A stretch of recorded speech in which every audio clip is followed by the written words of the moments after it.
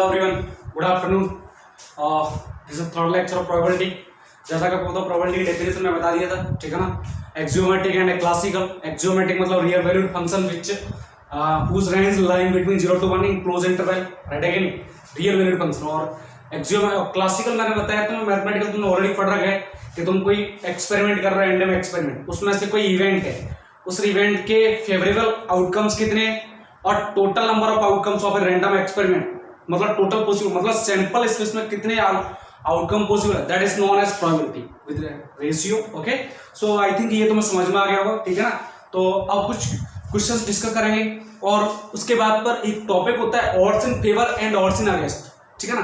किसी इवेंट के odds in favour, जैसे मैंने बोला था कि कोई बॉल तुम निकालो एक बैग से, ठीक है ना। उस बैग में तुमसे ये बोल दिया जाए कि इस बैग में 4 रेड बॉल है और 3 ग्रीन बॉल है, राइट है कि नहीं, 3 ग्रीन बॉल से, तो तुमसे पूछेगा कि रेड बॉल नहीं आने के ऑड्स अगेंस्ट क्या है, मतलब रेड बॉल आने ही नहीं चाहिए, राइट है कि नहीं। फेवर की बात नहीं कर रहा, वो अगेंस्ट बात कर रहा, तो वो हम स्टडी करेंगे इस केस में, ठीक है ना। इसमें कुछ नहीं है, प्रोबेबिलिटी नहीं होती, this is not a probability. Odds in favour and odds in against are not the probability. तो प्रोबेबिलिटी की डेफिनेशन क्या बोलते हैं, probability must line 0 to 1, odds in favour and odds in against not a probability.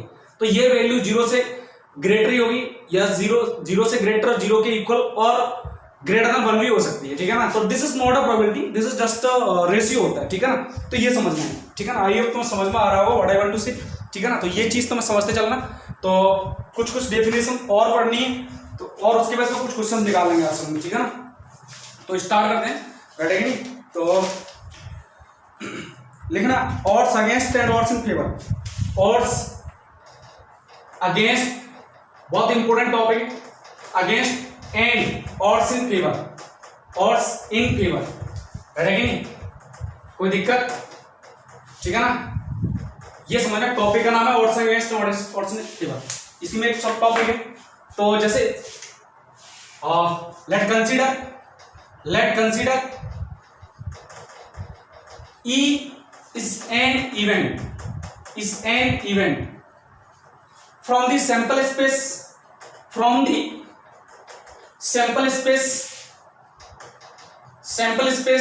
S, ठीक है ना, space S of a random experiment, ठीक है ना, राइट है कि नहीं, ऑफ ए रैंडम एक्सपेरिमेंट। समझ में आ गया ना। प्रोबेबिलिटी की स्टडी कर रहा हूं तो पहली बात तो मस्ट भी कंडीशन क्या है, रैंडम एक्सपेरिमेंट होना चाहिए, राइट है, क्योंकि हम प्रोबेबिलिटी जो स्टडी करेंगे वो मैंने रैंडम एक्सपेरिमेंट केस में तुम्हें स्टडी करवाया है, राइट है कि नहीं। तो मस्ट भी इंपोर्टेंट वर्ड क्या है, ये जो रैंडम एक्सपेरिमेंट बोल रहा हूं, ये एक होता है एक्सपेरिमेंट, एक होता है रैंडम एक्सपेरिमेंट, तो समझना जरूरी है, ठीक है ना। इफ फेवरेबल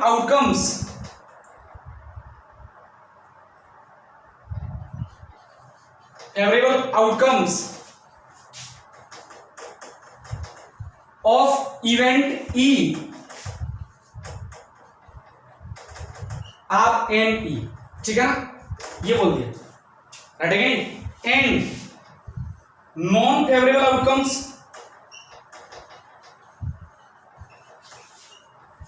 ऑफ इवेंट ई आप कितना होगा तुम जानते हो, इसको मैं रिप्रेजेंट करूंगा एन ई डैश से। तुम्हें पता है कितना हुआ, total number of outcome possible, total possible outcome मतलब total number of outcomes in sample space, तुम क्या बोलोगे, एनएस माइनस एनएस में से फेवरेबल आउटकम घटा दूं तो तुम्हारे पास क्या आ जाएगा, non favourable outcomes, N E, right.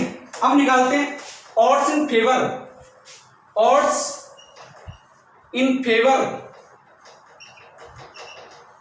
Of event E क्या लिखूंगा, देखो ऑड्स इन फेवर मतलब फेवरेबल आउटकम्स कितने, equal to favourable outcomes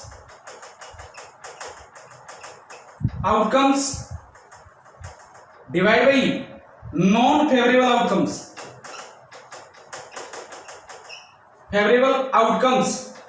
right है कि नहीं, कोई दिक्कत होगी। रेशियो है फेवरेबल आउटकम्स और नॉन फेवरेबल आउटकम्स। प्रोबेबिलिटी क्या होती है, प्रोबेबिलिटी बोलता है favorable outcomes divided by total outcomes, but this is not total outcome, these are the remaining outcomes after favorable outcomes, am I right or wrong, ठीक है ना। तो ये चीज तुम्हें समझनी है, ठीक है ना। तो मैं इसको रफ कर देता हूं, देखते चलना, ठीक है ना, स्टेप बाय स्टेप। तो ऑड्स इन फेवर निकाल लें, odds in favour of event E. तुम क्या बोलोगे सर, ये जो केस है ना, ये है N E, right, N E number of outcomes of event E divide by non favourable outcomes मतलब रिमेनिंग आउटकम कितना है, N S minus N E, या फिर मैं बोल दूं N E divide by N E dash, right. So this is not a probability, ध्यान रखना इस बात, odds in favour and odds in against are not a probability. अब मैं पूछूं odds in against of event E, तुम क्या बोलोगे sir, non favourable outcome of event E divide by favourable outcomes of event E, non favourable outcomes of event E divide by favourable outcomes of event ई, ठीक है ना। आइए तुम समझ में आ रहा होगा, ठीक है, कोई दिक्कत, ठीक है। तो अब मैं इसको रफ कर रहा हूं, राइट, ये तो बस समझ में आ गया होगा कि क्वेश्चन क्या, कंसेप्ट क्या बोल रहा है क्या नहीं, हर एक कंसेप्ट माइंड रखते हैं। तो क्या आ गया ये, odds in against of event E, तुम लिखोगे सर ये है N S minus N E divide by N E dash, is that clear, sorry N E, which is equal to n e dash divided by n e, right है कि नहीं। ये तो हो गया फेवरेबल आउटकम्स और नॉन फेवरेबल आउटकम के respect में, राइट है कि नहीं, ठीक है ना। तो अगर ये तो तुम्हें तब पता होगा चलेगा कि क्वेश्चन में फेवरेबल आउटकम्स और नॉन फेवरेबल आउटकम पता हो। अगर क्वेश्चन कभी कभी क्या बोल देता है कि प्रोबेबिलिटी दे देता है, क्या देता है, प्रोबेबिलिटी। अब प्रोबेबिलिटी के रेस्पेक्ट कैसे निकालो, तो प्रोबेबिलिटी के रेस्पेक्ट में और स्टडी करते हैं। तो नेक्स्ट लिखना odds in favor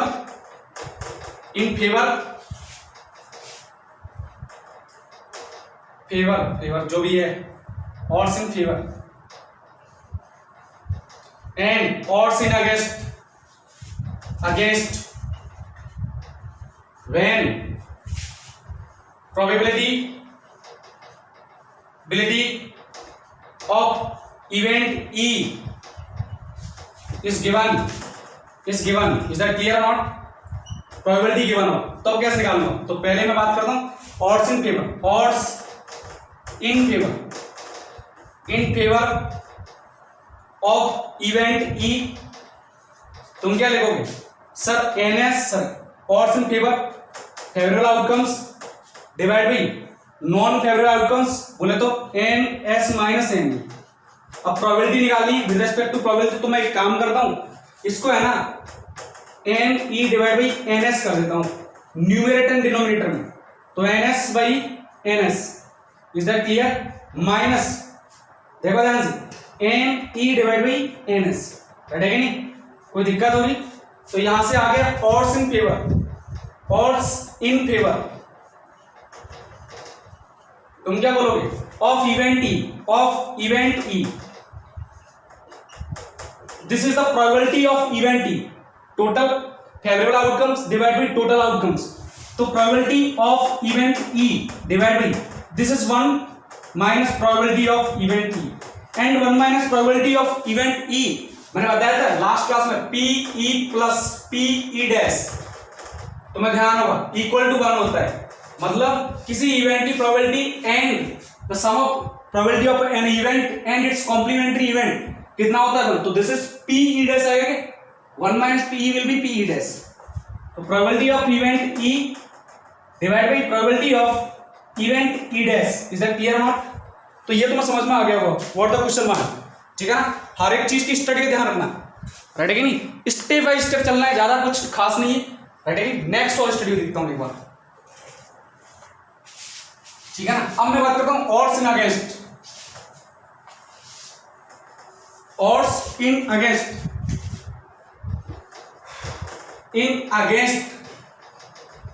of event E, तो तुम क्या बोलोगे, उल्टा हो जाएगा, reciprocal PE dash divide by PE, या फिर मैं यूं कहूं 1 minus PE divide by PE, right है कि नहीं, समझ में आ गया क्या तुम्हें। अब इसके क्वेश्चन डिस्कस कर लेते हैं हम, जिससे कि सारा फंडा समझ में आ जाए, राइट है कि नहीं, कोई दिक्कत। तो ये odds in favour and odds and against का केस तो मैं समझ में आ गया होगा कि what the question want and what the concept, right है कि नहीं। अब थोड़ा इसके कंसेप्ट की डिस्कस कर लेते हैं। फॉर एग्जांपल के तौर पर समझाऊंगा मैं, ठीक है। फॉर एग्जांपल ठीक है ना, मुझे प्रोबेबिलिटी गिवन है, क्या गिवन है, प्रोबेबिलिटी। इफ पीई मतलब probability of event E is 2/7, is that clear हो, ठीक है ना। देन पहली बात, odds in favour of event E, odds in favour कैसे निकालोगे, तो तुम बोलोगे सर odds इन फेवर तो ये था sir, PE divide by PE dash probability case में, नॉट आउटकम्स के केस में। देखो तुम इतना समझो, odds in favour and odds in against are the ratio of, odds in favour की बात करूं पहले, odds in favour the ratio of total favorable outcomes of event T divided by total non-favorable outcomes of event T, right again, this is the ratio of number of outcomes, not the probability।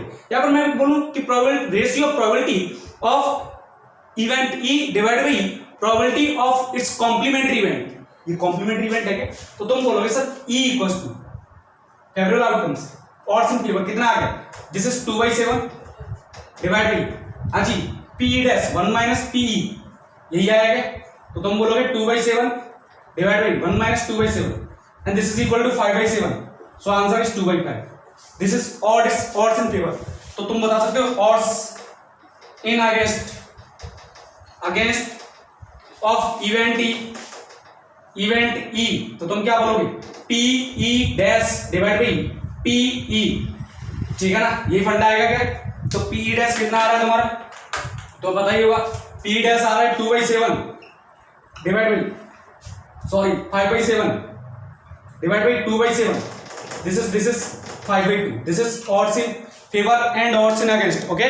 तो ये पहला example मैं तुम समझाया, I hope तुम समझ में आ गया होगा व्हाट द क्वेश्चन वन, ठीक है ना। नेक्स्ट इसके एग्जांपल एक और समझाता हूं मैं, जिससे कि कंसेप्ट और भी क्लियर हो जाए, राइट है कि नहीं, क्योंकि आगे चल के क्वेश्चन बहुत कंसेप्ट फंसाता है, ठीक है ना। तो मैं क्वेश्चन odds इन फेवर देगा, प्रोबेबिलिटी पूछ लेगा, राइट है कि नहीं। तो next if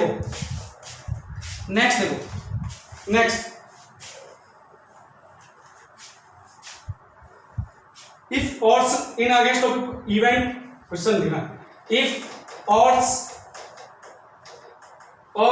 in against of A of an event is 3/11, ठीक है ना, then find the probability of that event, then find the probability of that event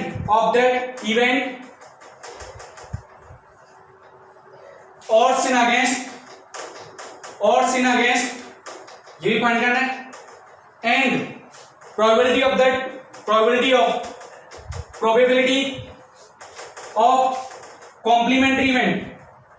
complementary event, ठीक है ना। तो सिंपल क्वेश्चन हो गया, बिल्कुल वेरी इजी क्वेश्चन। अब तुम देखो ध्यान से, तुम्हारे पास ये मैंने बताया था odds इन फेवर क्या होता है, ratio of favourable outcomes divide by ratio of non favourable outcomes. तो तुम यहाँ पर क्या लिखोगे, this is NE divide by NE dash, यही बोलोगे क्या, ये गिवन है मेरे पास, कितना गिवन है, 3/11। इसका मतलब रेशियो है, तो इसका मतलब NE कितना है, NE इक्वल टू 3K, मतलब समथिंग कांस्टेंट, राइट है कि समथिंग मल्टीप्लाई जो कर चुका है तभी तो रेशियो है। NE डैश कितना, तुम मुझे बोलोगे 11K, ठीक है ना। अच्छा मुझे बताओ प्रोबेबिलिटी क्या होती है, probability of that event P कितना आएगा, NE divide by NS।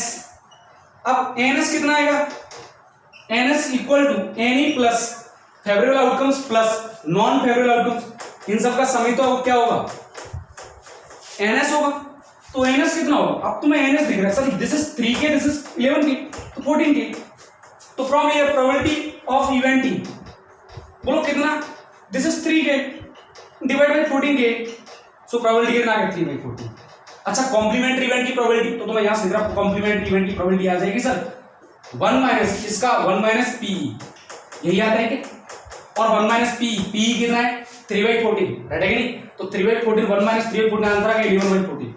Okay, अच्छा एक और बात, अगर तुमसे ऑड्स इन अगेंस्ट पूछ ले, odds in against of event E, तो तुम मुझे बोलोगे sir N E dash divide by N E, तो ये तो 11/3 हो गया, उल्टा हो गया, पानी खत्म, राइट है कि नहीं। क्वेश्चन इजी हुआ कि नहीं, तुम्हारे लिए तो बहुत इजी क्वेश्चन हुआ, राइट है कि नहीं। ऐसे क्वेश्चन तो तुम ऐसे चमका दोगे, तो कोई बुराई वाली बात नहीं, ये तुम्हें समझ में आ गया होगा। आगे चलता हूं मैं, अगला क्वेश्चन डिस्कस करते हैं, ठीक है ना।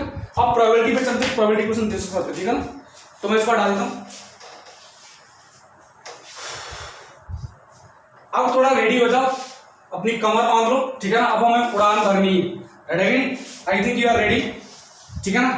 तो फ्लाइट जेट रेडी हो गए और सवारी अपनी अपनी अपने अपने सामान की जांच कर ले, सब कुछ रेडी है ना, पेन वैन, ठीक है ना। तो क्वेश्चन स्टार्ट करते हैं यहाँ से, राइट है कि नहीं। तो हमारी गाड़ी चलने के लिए रेडी हो गई है, फ्यूल व्यूल सब रेडी कर दिया है। अब देखो क्वेश्चन क्या है, अब गाड़ी धीरे धीरे चलने लगी। Find the probability, find the probability, बहुत जीरो लेवल से पढ़ाऊंगा मैं यहाँ पर। Find the probability of getting more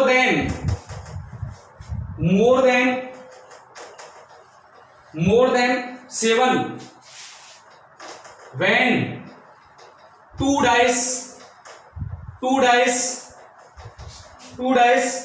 are rolled together, ठीक है ना। दो डाइस को एक साथ फेंका जाता है। तो मुझे एक बात बताओ, पहले तो तुम बोलोगे सर प्रोबेबिलिटी हम जो निकाल रहे हैं ना, इवेंट ई क्या है, अकरेंस, दोनों जो डाइस फेंक रहे हो ना, दोनों डाइस पे जो नंबर आ रहा है उसका सम कितना चाहिए, मोर देन 7, समझ में आया, मोर देन। अरे डाइस पे कभी 7, एक डाइस पे 7 से ज्यादा हो सकता है क्या, एक डाइस पे 6 तक हो सकता है, 1 to 6, ठीक है ना। हर एक फेस पर 1 to 6 फेस, राइट। तो 7 कहां से, तो इसका मतलब कहने का मतलब क्वेश्चन ये है कि दोनों डाइस को तुमने फेंका, दो डाइस नीचे आए, थ्रोन किया, दोनों डाइस पर जो नंबर आया उसका सम कितना चाहिए, 7 या मोर देन 7। अब मैक्सिमम कहां तक जाता है सर, मैक्सिमम सम कहां तक जा सकता है, तुम बोलोगे सर 12 से तो हो नहीं सकता। 12 भी कब, जब दोनों पर, एक पर लास्ट पहले वाले पे भी 6 और लास्ट वाले पे भी 6, ऐसा केस आ जाए then you will get probability, right है कि नहीं। तो पहले तो तुम्हें चाहिए कि फेवरेबल आउटकम और टोटल आउटकम, क्वेश्चन को समझो।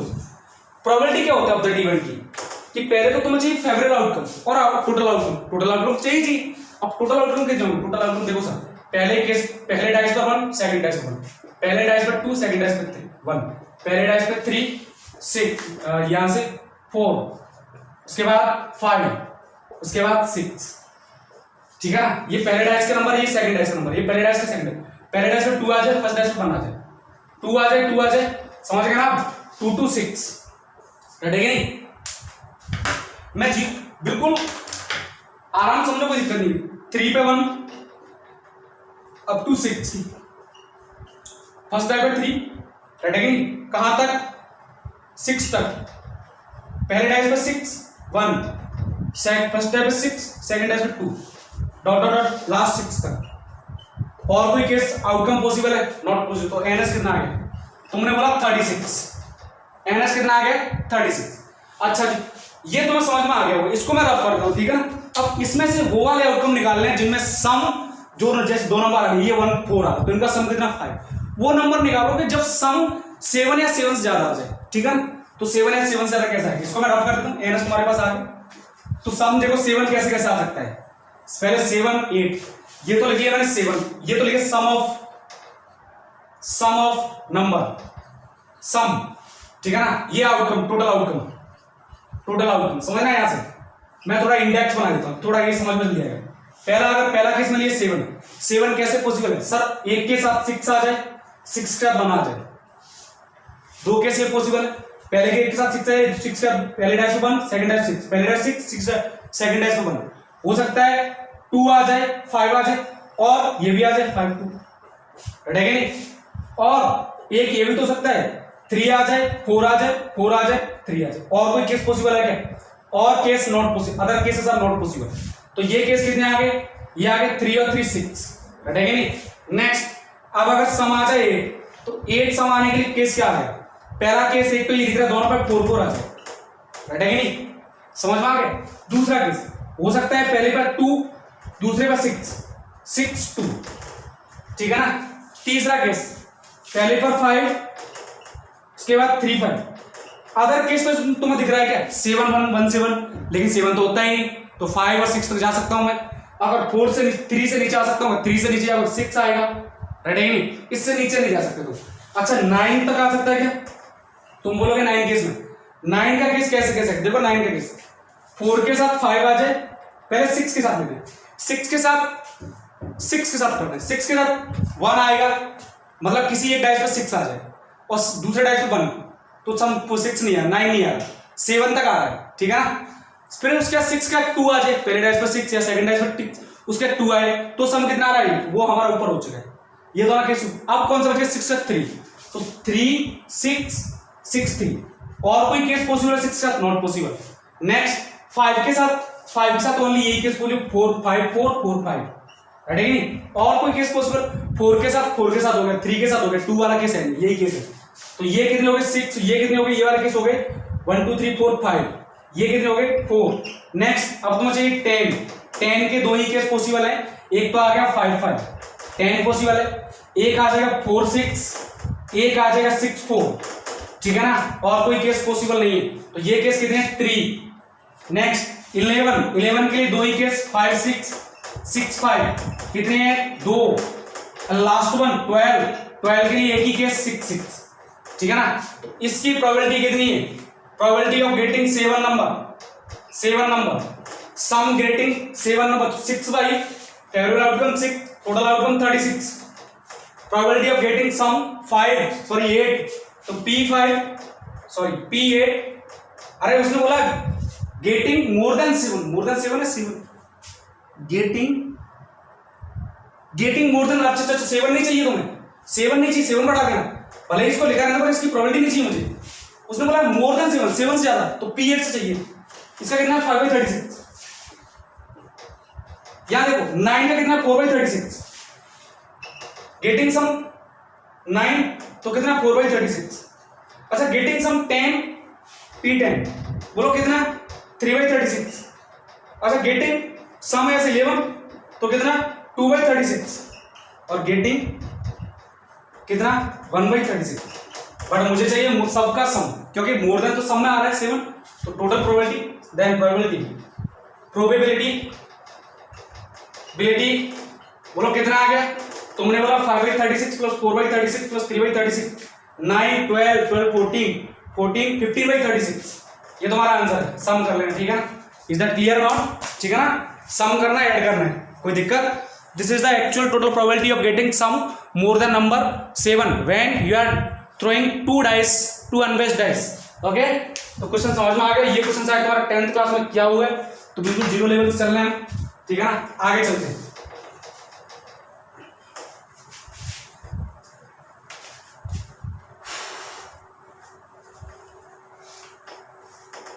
नेक्स्ट लिखो अगला क्वेश्चन।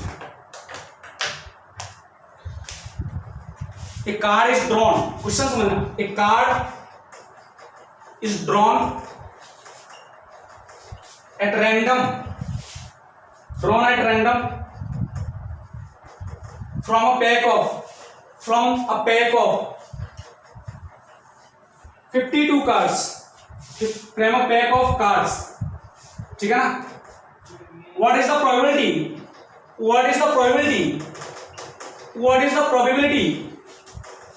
बिल्कुल इजी क्वेश्चन है, ठीक है ना। What is the probability that the drawn card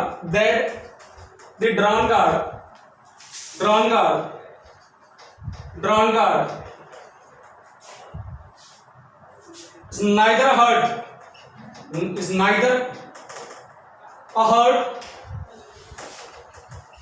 nor a king, ठीक है ना। तो कार्ड के बारे में थोड़ी बहुत नॉलेज है, कार्ड में क्या क्या होता है, हर्ट होते हैं 14, स्प्रेड होते हैं 14, और क्या होता है हाँ जो भी हो पता होगा, ठीक है ना। इतना तो पता है 52 कार्ड्स होते हैं, कितने कार्ड्स 52 कार्ड्स। तुम्हें निकालना है कितना है, ड्रॉइंग वन कार्ड। पहले ड्रॉइंग वन कार्ड के लिए टोटल पॉसिबल आउटकम बताओ। ये तो हम बाद में करेंगे कि किंग होना चाहिए नहीं होना चाहिए, वो हम बाद में स्टडी करेंगे। पहले टोटल पॉसिबल आउटकम, जिसको बोलेंगे total number of outcomes in sample space. Is that clear यार? तुम रैंडम एक्सपेरिमेंट कर रहे हो तो उसके टोटल पॉसिबल आउटकम कितने? देखो 52 कार्ड में से एक कार्ड निकालना है तुम्हें। यानी तुम्हारे सामने मैं बोल दूं कि 10 खिलाड़ी हैं, 10 प्लेयर है, किसके लिए प्लेयर है मतलब मैं समझो, यही समझो IIT जेईई के लिए एक सीट है, जेईई एडवांस की मतलब आईआईटी के लिए, आईआईटी मुंबई के लिए एक सीट है, और तुम कितने 10% तो एक बंदा सेलेक्ट करना है। अब उस तो उसकी बंदी एग्जाम होगी, जो भी होगा वो 10 में से जो सबसे बेस्ट आएगा उसको सेलेक्ट करूंगा, राइट नहीं? तो सिलेक्शन प्रोसेस तुम्हें आता होगा, मैंने पढ़ा रखा है NCR, राइट नहीं? This is a combination of एक सिलेक्शन प्रोसेस, ठीक है ना? तो मैं क्या करूंगा सर कि 52 कार्ड्स में से मुझे एक कार्ड सेलेक्ट करना है, तो 52 कार्ड में से एक कार्ड सिलेक्शन का प्रोसेस क्या होगा 52C1। तो मैंने तो लिखा था NC1 की वैल्यू होती है, तो कितना आगे सर 50। अब नेक्स्ट आ जाओ, तो मैं बोला है कि अब हमारी जो इवेंट है ना उसमें बोला है neither a king nor a heart, ठीक है? Event E neither a king nor a heart, ठीक है ना? तो मैं एक काम करता हूं ना, मैं क्या करता हूं कि प्रोबेबिलिटी निकाल देता हूं, या तो either a king or a heart. Probability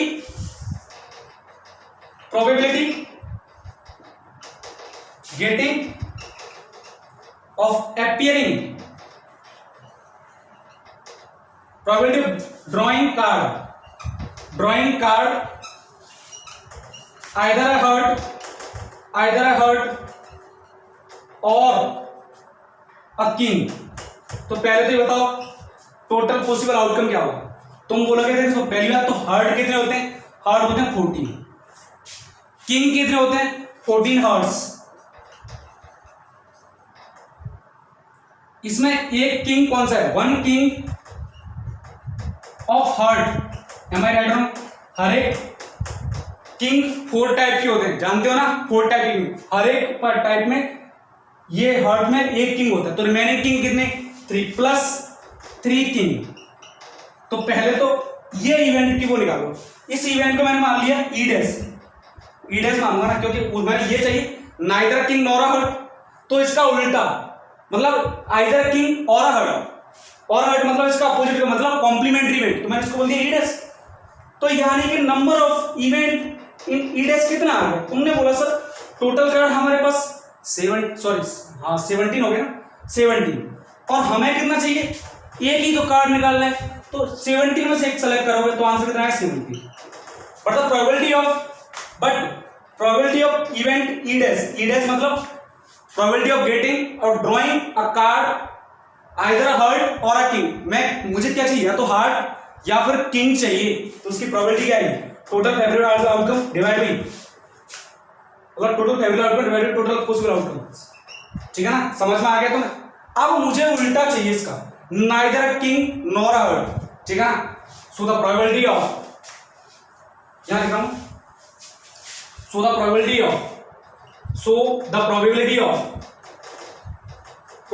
of getting neither a king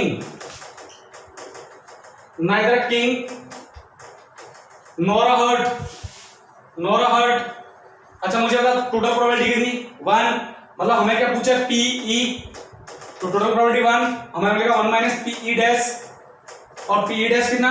17 by 50, तो 1 माइनस 17 बाई 15 कितना आ गया? 35 बाई 15। आंसर कितना है? 35 by 52। Is that clear not? So write down the solution. I hope तुमको समझ में आ गया होगा what the question one. Okay, next question करते हैं अपन, और भी समझ में आएगा, और भी थोड़ा मजेदार क्वेश्चन करते हैं जिससे क्या कंसेप्ट और भी क्लियर हो जाएगा, ठीक है ना? देखिएगा स्टेप बाय स्टेप करूंगा मैं, ठीक है ना? इसको मैं रफ कर देता हूं।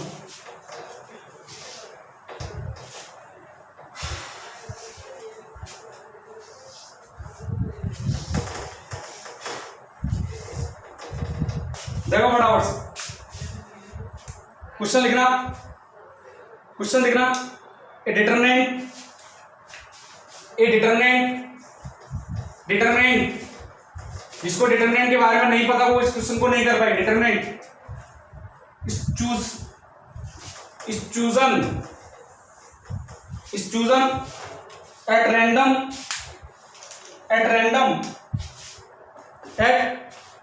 random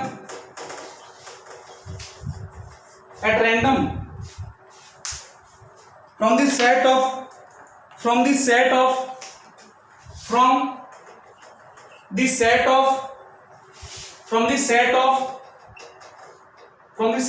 all determinants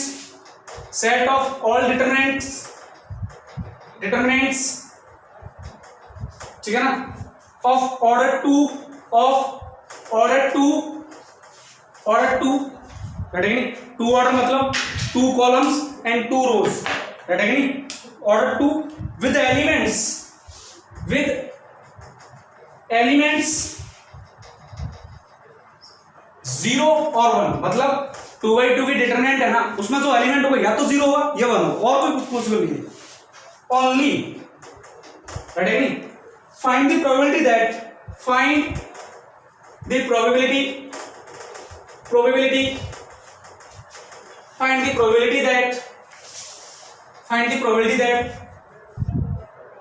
the determinant chosen is non-zero. The determinant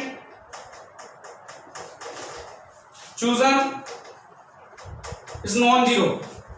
देखो ये हमारी इवेंट है, इवेंट पकड़ना है, इवेंट हमारी है, जो तुम डिटरमिनेंट निकाल रहे हो ना, उसकी वैल्यू क्या आनी चाहिए, नॉन जीरो।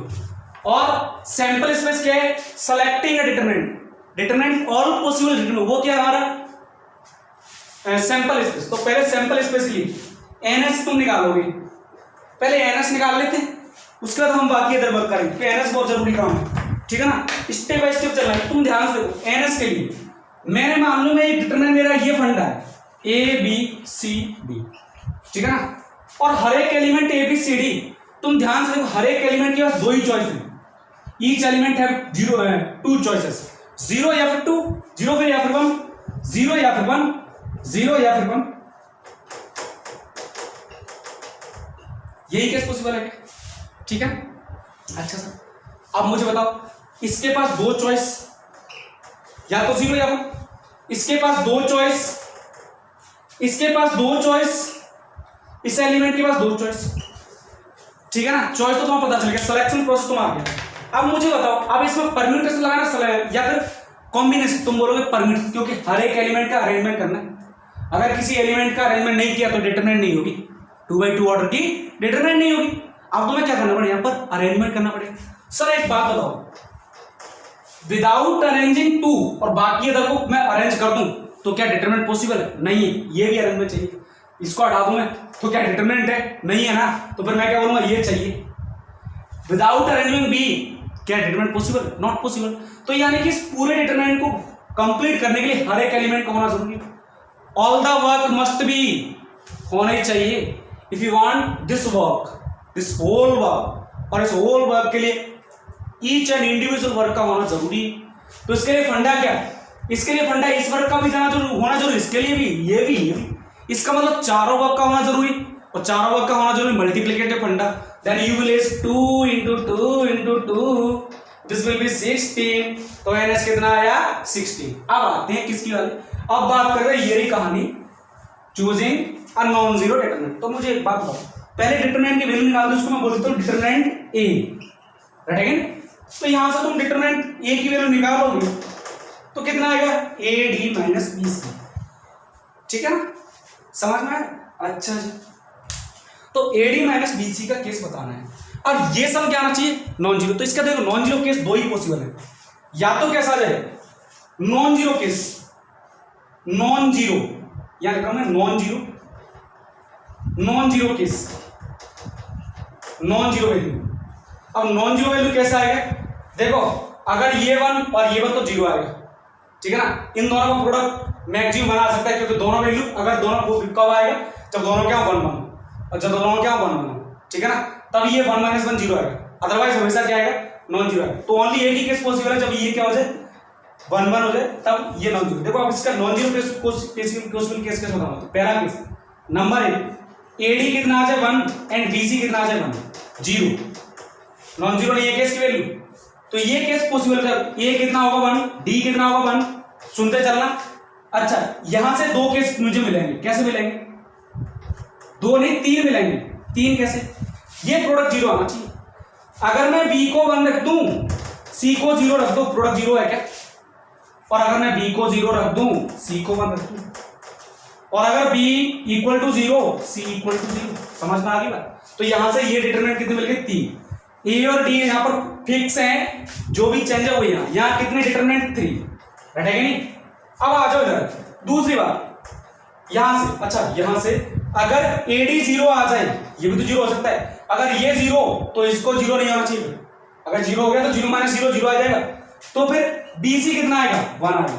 और ये तभी केस पॉसिबल है, देखो यहां पर इस केस में बी और सी का प्रोडक्ट 1 ही हो सकता है, -1 नहीं हो सकता, -1 तो साइन की वजह से आएगा। क्यों? बी और सी, अरे ये 0 और 1 है, 0 1 का प्रोडक्ट 0 या फिर 1 × 1 दोनों 1 हो जाए तो 1 आएगा। बी और सी कितना है? यहां से बी इक्वल टू 1 आएगा, सी इक्वल टू 1 आएगा, तो फिक्स हो गए। अब रहेगी कहानी किसकी? ए और डी की वैल्यू। ए और डी के केस कितने? 3। अगर A equal to 1 and D equal to 0। दूसरा case A equal to 0, D equal to 1। तीसरा case A equal to 0, D equal to 0। और कोई केस पॉसिबल है क्या? बाकी सब नॉन जीरो, बाकी सब जीरो वाले केस देख सकते हो। बाकी सब में ये देखो, ये 1 1 हो जाए, ये 1 1 0 के साथ बैठेगी नहीं, समझ में आ गई बात? तो ये नॉन जीरो, तो ये यहां से कितने? 3। Total possible outcomes, total favourable outcome 3 + 3 6, बैठेगी नहीं? तो यहां से मैं लिख रहा हूं NE, तुम्हारे पास आ गया 6। Probability of event E 6/E कितना? 16 कितना आ गया? Probability of event E 3/E 8। This is the answer, correct answer, right answer solution. आइए तो समझ में आ गया हो। अब अगर मैं तुमसे पूछूं find the probability of getting determinant, the value of determinant is 0, तो तुम निकाल सकते हो। 0 के लिए क्या? देखो, find the probability of getting the value of determinant is 0, तो तुम निकाल सकते हो, सिंपल।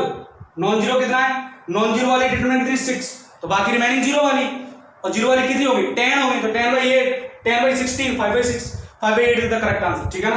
तो आइए तुम समझ में आ गए। नेक्स्ट क्वेश्चन डिस्कस करते हैं।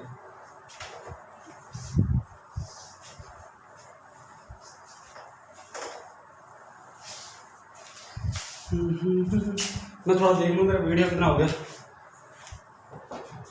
1 मिनट। हाँ सर, बीके सीन लिखना है, बीके पढ़ना है, बीके सीन, ऐसा ही है मुझे। हाँ अच्छा जी, अगला क्वेश्चन डिस्कस कर दे, ठीक है ना? देखो अगला question, a dice is rolled thrice, 3 बार फेंका था एक डाइस को। डाइस जानते हो ना? अरे भाई यार तुम ठीक है ना? और डाइस बोला ओनली बेस्ड अनबेस्ड नहीं बोला, मैंने बोला था जब तक बेस्ड अनबेस्ड ना बोले तो उसको क्या मानोगे? अनबेस्ड डाइस, ठीक है ना? क्योंकि बेस्ड वाले केस में तो दिक्कत पड़ जाएगी। Find the probability of getting a large number then the previous. हाँ क्वेश्चन देखो, ओहो, a dice is rolled thrice, 3 बार फेंका जाता है, times, okay? find the probability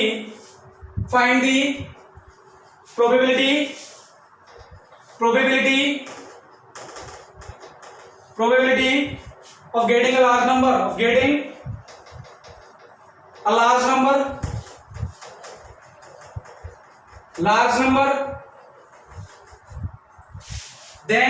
then the previous number। बहुत सिंपल क्वेश्चन, थोड़ा कंसेप्चुअल है, ठीक है ना? ईच टाइम, हर एक टाइम, अच्छा देखो, मुझे एक बात बताओ, क्वेश्चन का समझना। पहले मैं तुमसे ये पूछ रहा हूं कि टोटल पॉसिबल आउटकम कितना है।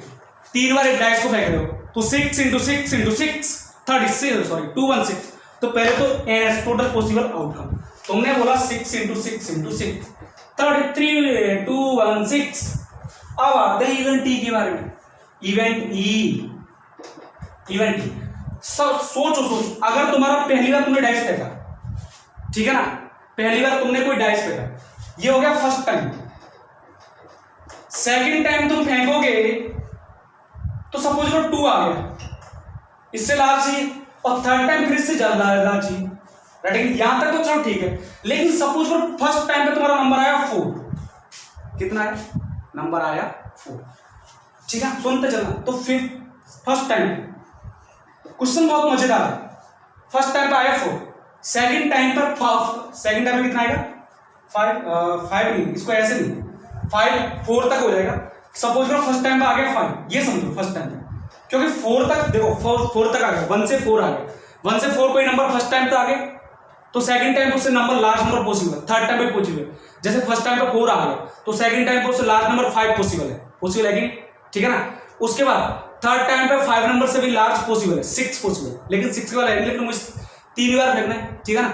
अच्छा, लेकिन अगर फर्स्ट टाइम पे 5 आ गया, 4 तक तो मैं कोई दिक्कत नहीं, फर्स्ट टाइम पे 5 आ गया तो चलो सेकंड टाइम पे कितना आएगा, सेकंड टाइम पे तुम्हारा 6 आएगा। अब थर्ड टाइम पे कहां से, थर्ड टाइम पे दिक्कत होगी सर, तो ये केस बहुत लोचेवा केस है, यहां तुम्हें समझना पड़ेगा, यहां तुम्हें कैसे करना पड़ेगा। नंबर जो है ना, नंबर स्टार्टिंग का जो थर्ड नंबर, स्टार्टिंग का जो फर्स्ट नंबर है, फर्स्ट नंबर वो 1 2 3 में से कोई एक आना चाहिए, ठीक है ना। तो यहां से लिखना पहले सेलेक्टिंग 3 numbers for getting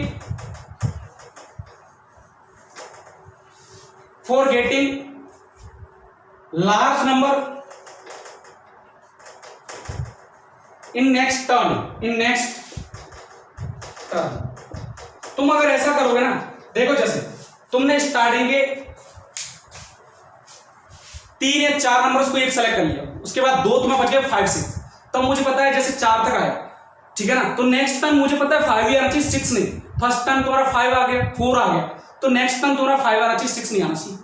6 आगे दिक्कत होगी क्योंकि थर्ड टाइम के लिए मेरे पास कोई नंबर नहीं बचा है, ठीक है ना। तो यहाँ अपनी की फर्स्ट टर्म के लिए तुम्हें 3 number select, only first number लिए, बाकी अदर के लिए तुम्हें सेलेक्ट करने की जरूरत नहीं है, क्योंकि अदर का तो मुझे पता है कि भाई अगर इस टाइम पे 2 आया तो नेक्स्ट टाइम पे 3 या 4 या 5 में या 6 में से कुछ आएगा, उसके लिए तो मैं जरूरत नहीं। तो पहला जो तुम अरेंजमेंट कर रहे हो उसके लिए जरूरत है। और यहां लिखा है डिस्टिंक्ट नंबर, नंबर क्या होना चाहिए,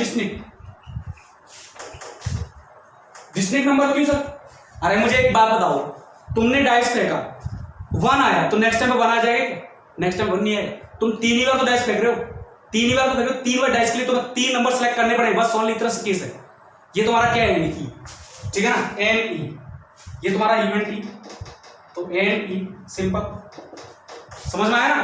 डिस्टिंक्ट नंबर रटेगी क्यों कि तो 3 बार तुम फेंक रहे हो, तीनों बार नंबर डिफरेंट आना चाहिए, जैसे एक बार बनाएगा दूसरा 2 से लेकर 5 6 तक कोई आएगा, तीसरी बार 2 आ गया से तो तीसरे 4 से लेकर 6 तक कुछ आएगा, लेकिन डिफरेंट नंबर आना चाहिए, तो डिस्टिंक्ट नंबर। तो कितना आएगा, टोटल आउटकम 6, ठीक है ना। टोटल नंबर मेरे पास कितने 6, टोटल नंबर हर एक डाइस पर 6 नंबर ही तक तो है, एक अच्छा डाइस तो एक ही है ना, डाइस एक है, 3 बार फेंक रहा हूं मैं, तो डाइस पे तो 6 नंबर तक है ना, मुझे चाहिए ओनली 3 नंबर, तो 3 का सिलेक्शन, तो 6 कितना होगा, 6 फैक्टर डिवाइड हो 6 - 3 3 फैक्टोरियल इंटू 3 फैक्टोरियल, तो ये कितना आ गया 6 into 5 into 4 into 3 factorial divide हो 3 फैक्टोरियल, और ये 3 फैक्टोरियल हो गया 6 से 6 गया, ये से ये गया, कितना आ गया 20। तो प्रोबेबिलिटी ऑफ इवेंट ई कितना आ गया, number of factorial outcomes of event E divide by total outcomes, 20 divide by 216 कितना आ गया, 4 से कट रहा है क्या, 4 डिवाइड 4 से कट रहा है 5, ये कितना आ गया 5 और ये 4, प्रोबेबिलिटी आ गया 5/42, ठीक है ना, 5/54। Is that clear not? एक क्वेश्चन और करा तो उसके बाद मैं छोड़ दूंगा, ठीक है ना। तो एक क्वेश्चन और समझ लो, बैठेगी नहीं तो मैं इसको रफ कर देता हूं।